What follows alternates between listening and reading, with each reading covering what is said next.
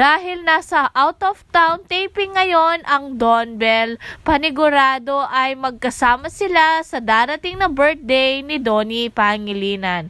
Dahil ilang araw na lang ay birthday na niya ito. Ano kaya ang inahanda muli ni Bell para sa kanya? Every year talaga ay hindi talaga nawawala ng pasabog si Bell para sa kanyang nato. Kaya kilig na kilig ang mga Bablis dahil alam na nila na magkasama ito sa darating na birthday ni Nato. Sa tagal na nilang magkasama ay talagang every year at talagang gagawa ng paraan si Bell para masurpresa niya ito. At na-interview pa nga si Donnie sa kanyang Hangout FX. Tinanong siya, movie ba or concert? At ang sagot niya ay concert. 'Di ba? Kamakailan ay mas pinili niyang manood ng concert kesa sa kanyang movie na i-black screening. At meron pa nga siyang sinagot na mas gusto niya ang quality time.